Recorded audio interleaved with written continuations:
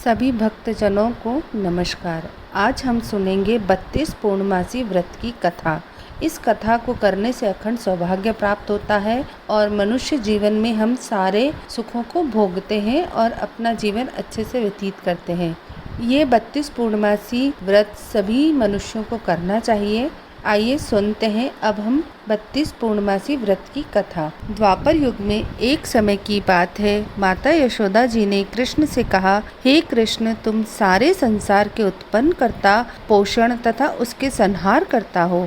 आज कोई ऐसा व्रत मुझसे कहो जिसके करने से मृत्यु लोक में स्त्रियों को विधवा होने का भय न रहे तथा यह व्रत सभी मनुष्यों की मनोकामनाएं पूर्ण करने वाला हो। श्री कृष्ण कहने लगे, हे माता, तुमने अति सुंदर प्रश्न किया है। मैं तुमसे ऐसे ही व्रत को सविस्तार कहता हूँ। सौभाग्य की प्राप्ति के लिए स्त्रियों को द्वात्रिशंत अर्थात 32 पूर्णिमाओं का व्रत करना चाहिए। इस व्रत के करने से स्त्रियों को सौभाग्य संपत्ति मिलती है। यह व्रत अचल सौभाग्य को देने वाला एवं भगवान शंकर के प्रति मनुष्य मात्र की भक्ति को बढ़ाने वाला है।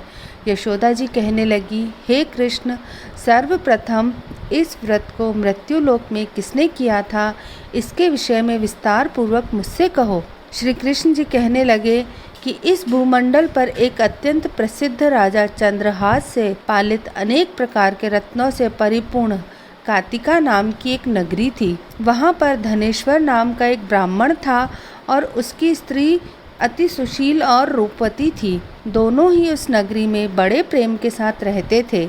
घर में धन धान्य आदि की कमी नहीं थी। उनको एक बड़ा दुख था कि उनके कोई संतान नहीं थी। इस दुख से वह अत्यंत दुखी रहते थे। एक समय एक बड़ा तपस्वी योगी उस नगरी में आ गया। वह योगी उस ब्राह्मण के घर को छोड़कर अन्य सब घरों से भिक्षा लाकर भोजन किया करता था। रूपवती से वह भिक्षा नहीं लिया करता था। उस योगी ने एक दिन रूपवती से भिक्षा न लेकर किसी अन्य घर से भिक्षा लेकर गंगा किनारे जाकर भिक्षान को प्रेम पूर्वक खा रहा था कि धनेश्वर ने योगी का यह सब कार्य किसी प्रकार से देख लिया। अपनी भिक्षा के अनादर से दुखी होकर धनेश्वर योगी से बोला, महात्मन, आप सब घरों से भिक्षा लेते हैं परंतु मेरे घर की भिक्षा कभी भी नहीं लेते। इसका कारण क्या है? योगी कहने लगा कि निपुत्री के घर की भीख पतितों के अन्न के तुल्य होती है और जो पतितों का अन्न खाता है वह भी पतित हो जाता है। चूँकि तुम निपुते हो, अतः पतित हो जाने के भय से मैं तुम्हारे घर की भिक्षा नहीं लेता हूँ। धनेश्वर यह बात सुनकर अपने मन में बहुत दुखी हुआ और हाथ जोड़कर योगी के पैरों पर गिर पड़ा तथा आर्त भाव से कहने लगा, हे महाराज, यदि ऐसा है तो आप मुझको पुत्र प्राप्ति का उपाय बताइए। आप सर्वज्ञ हैं, मुझ पर अवश्य ही यह कृपा कीजिए। धन की मेरे घर में कोई कमी नहीं है परंतु मैं पुत्र न होने के कारण अत्यंत दुखी हूँ। आप मेरे इस दुख का हरण करें। आप सामर्थ्यवान हैं। यह सुनकर योगी कहने लगा, हे ब्राह्मण, तुम चंडी की आराधना करो। घर आकर उसने अपनी स्त्री से सब वृत्तांत कहा और स्वयं तप के निमित्त वन में चला गया। वन में जाकर उसने चंडी की उपासना की और उपवास किया। चंडी ने 16वें दिन उसको स्वप्न में दर्शन दिया और कहा, हे धनेश्वर, जा, तेरे पुत्र होगा परंतु वह 16 वर्ष की आयु में ही मृत्यु को प्राप्त हो जाएगा। यदि तुम दोनों स्त्री पुरुष 32 पूर्णमासियों का व्रत विधि पूर्वक करोगे तो वह दीर्घायु हो जाएगा। जितनी तुम्हारी सामर्थ्य हो, आटे के दिए बनाकर शिवजी का पूजन करना चाहिए परंतु पूर्णमासी को 32 हो जाने चाहिए। प्रातःकाल होने पर इस स्थान के समीप ही तुम्हें एक आम का वृक्ष दिखाई देगा। उस पर तुम चढ़कर एक फल तोड़कर शीघ्र अपने घर चले जाना। अपनी स्त्री से सब वृत्तांत कहना। ऋतु स्नान के पश्चात वह स्वच्छ होकर श्री शंकर जी का ध्यान करके उस फल को खा लेगी। तब शंकर भगवान की कृपा से उसको गर्भ हो जाएगा। जब वह ब्राह्मण प्रातःकाल उठा तो उसने अपने उस स्थान के पास ही एक आम का वृक्ष देखा और उस पर चढ़कर उस फल को तोड़ने का प्रयत्न किया परंतु वृक्ष पर कई बार प्रयत्न करने पर भी वह न चढ़ पाया।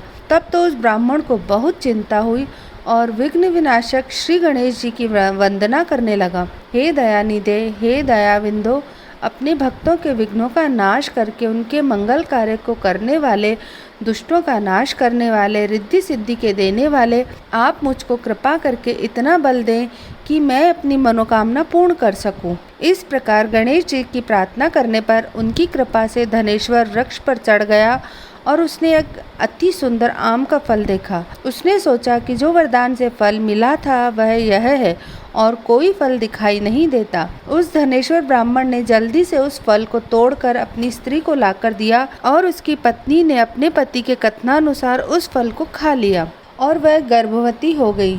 देवी जी की असीम कृपा से उसके एक अत्यंत सुंदर पुत्र उत्पन्न हुआ, जिसका नाम उन्होंने देवीदास रखा। माता पिता के हर्ष और शोक के साथ वह बालक शुक्ल पक्ष के चंद्रमा की भांति अपने पिता के घर में बढ़ने लगा। भवानी की कृपा से वह बालक बहुत ही सुंदर, सुशील और विद्या पढ़ने में बहुत निपुण हो गया। दुर्गा जी की आज्ञानुसार उसकी माता ने द्वात्रिशंत यानी 32 पूर्णमासी का व्रत रखना प्रारंभ कर दिया, जिससे उसका पुत्र बड़ी आयु वाला हो जाए। 16वां वर्ष लगते ही देवीदास के माता पिता को बड़ी चिंता हो गई कि कहीं उनके पुत्र की इस वर्ष मृत्यु न हो जाए। इसलिए उन्होंने अपने मन में विचार किया कि यदि यह दुर्घटना उनके सामने हो गई तो इसे कैसे सहन करेंगे। अस्तु उन्होंने देवीदास के मामा को बुलाया और कहा कि हमारी इच्छा है कि देवीदास 1 वर्ष तक काशी में जाकर विद्यादान करे और उसको अकेला भी नहीं छोड़ना चाहते थे, इसलिए साथ में तुम चले जाओ और 1 वर्ष के पश्चात इसको वापस लौटा लाना। सब प्रबंध करके माता पिता ने काशी जाने के लिए देवीदास को एक घोड़े पर बैठाकर उसके मामा को उसके साथ कर दिया, किंतु यह बात उसके मामा या किसी और से नहीं कही। धनेश्वर ने सपत्नीक अपने पुत्र की मंगल कामना तथा दीर्घायु के लिए भगवती दुर्गा की आराधना और पूर्णमासियों का व्रत करना आरंभ कर दिया। इस प्रकार बराबर 32 पूर्णमासी का व्रत पूरा किया। कुछ समय पश्चात एक दिन वह दोनों मामा और भांजा मार्ग में रात्रि बिताने के लिए किसी ग्राम में ठहरे हुए थे। उस दिन उस गांव में एक ब्राह्मण की अत्यंत सुंदर, सुशील, विदुषी और गुणवती कन्या का विवाह होने वाला था। जिस धर्मशाला के अंदर वर और उसकी बारात ठहरी हुई थी, उसी धर्मशाला में देवीदास और उसके मामा भी ठहरे हुए थे। संयोगवश कन्या को तेल आदि चढ़ाकर मंडप आदि का कृत्य किया गया तो लग्न के समय वर को धनुर्वात हो गया। अस्तु वर के पिता ने अपने कुटुंबियों से परामर्श करके निश्चय किया कि यह देवीदास मेरे पुत्र जैसा ही सुंदर है, मैं इसके साथ ही लग्न करा दूं और बाद में विवाह के अन्य कार्य मेरे लड़के के साथ हो जाएंगे। ऐसा सोचकर वह देवीदास के मामा से जाकर बोला कि तुम थोड़ी देर के लिए अपने भांजे को हमें दे दो, जिससे विवाह व लग्न का सब कृत्य सुचारू रूप से हो सके। तब उसका मामा कहने लगा कि जो कुछ भी मधुपर्क आदि कन्यादान के समय वर को मिले वह सब हमें दे दिया जाए, तो मेरा भांजा इस बारात का दूल्हा बन जाएगा। यह बात वर के पिता के स्वीकार कर लेने पर उसने अपना भांजा वर करने को भेज दिया और उसके साथ सब विवाह कार्य रात्रि में विधि पूर्वक संपन्न हो गया। पत्नी के साथ वह भोजन न कर सका और अपने मन में सोचने लगा कि न जाने यह किसकी स्त्री होगी। वह एकांत में इसी सोच में गर्म निश्वास छोड़ने लगा तथा उसकी आंखों में आंसू भी आ गए। तब वधू ने पूछा कि क्या बात है, आप इतने उदासीन व दुखी क्यों हो रहे हो।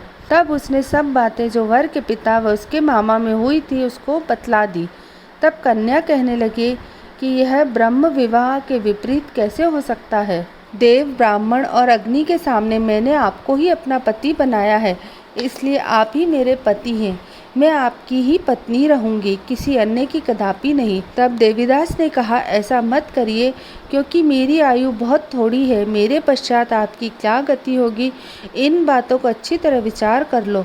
परंतु वह दृढ़ विचार वाली स्त्री बोली कि जो आपकी गति होगी वही मेरी गति होगी। हे स्वामी, आप उठिए और भोजन करिए, आप निश्चय ही भूखे होंगे। इसके बाद देवीदास और उसकी पत्नी दोनों ने भोजन किया तथा शेष रात्रि भी वे सोते रहे। प्रातःकाल 4 बजे देवीदास ने भी पत्नी को 3 नगों से जड़ी हुई एक अंगूठी दी, एक रुमाल दिया और बोला, हे प्रिय, इसे लो और संकेत समझकर स्थिर चित्त हो जाओ।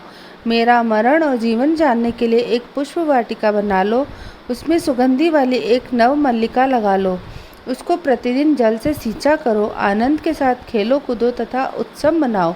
जिस समय और जिस दिन मेरा प्राणांत होगा वे फूल सूख जाएंगे और जब ये फिर हरे हो जाए तो जान लेना कि मैं जीवित हूँ। यह बात निश्चय करके समझ लेना, इसमें कोई संशय नहीं है। यह समझाकर वह चला गया। प्रातःकाल होते ही वहाँ पर बाजे गाजे बजने लगे और जिस समय विवाह के कार्य समाप्त करने के लिए वर तथा सब बाराती मंडप में आए तो कन्या ने वर को भली प्रकार से देखकर अपने पिता से कहा कि यह मेरा पति नहीं है। मेरा पति वही है जिसके साथ रात्रि में मेरा पाणी ग्रहण हुआ था। इसके साथ मेरा विवाह नहीं हुआ है। यदि वह वही है तो बताए कि मैंने इसको क्या दिया। मधुपर्क और कन्यादान के समय जो मैंने भूषणादि दिए थे उन्हें दिखाए तथा रात में मैंने क्या गुप्त बातें की थी वह सब सुनाए। पिता ने उसके कथनानुसार वर को बुलवाया। कन्या की यह बातें सुनकर वह कहने लगा कि मैं कुछ नहीं जानता। इसके पश्चात वह लज्जित होकर अपना समूह लेकर चला गया और सारी बारात भी अपमानित होकर वहां से लौट गई। भगवान श्री कृष्ण बोले, हे माता, इस प्रकार देवीदास काशी विद्याधन के लिए चला गया। जब कुछ समय बीत गया तो काल से प्रेरित होकर एक सर्प रात्रि के समय उसको डसने के लिए वहां पर आया। उस विषधर के प्रभाव से उसके शयन का स्थान चारों ओर से विष की ज्वाला से विषैला हो गया, परंतु वृतराज के प्रभाव से उसको काटने न पाया, क्योंकि पहले ही उसकी माता ने 32 पूर्णिमा का व्रत कर रखा था। इसके बाद मध्याह्न के समय स्वयं काल वहां पर आया और उसके शरीर पर चढ़ा। भगवान की कृपा से उसी समय पार्वती जी के साथ श्री शंकर जी वहां पर आ गए। उसको मूर्छित दशा में देखकर पार्वती जी ने भगवान शिव जी से प्रार्थना की कि महाराज, इस बालक की माता ने पहले 32 पूर्णिमा का व्रत किया था, जिसके प्रभाव से हे भगवान आप इसको प्राणदान दे। भवानी के कहने पर भक्त वत्सल भगवान श्री शिव जी ने उसको प्राणदान दे दिया। इस व्रत के प्रभाव से ही काल को छोड़ देना पड़ा और वह स्वस्थ होकर बैठ गया। उधर उसकी स्त्री उसके काल की प्रतीक्षा किया करती थी। जब उसने देखा कि उस पुष्प वाटिका में पत्र पुष्प कुछ भी नहीं रहे तो उसको अत्यंत आश्चर्य हुआ, और जब वह वैसी ही हरी भरी हो गई तो वह जान गई कि वह जीवित हो गए हैं।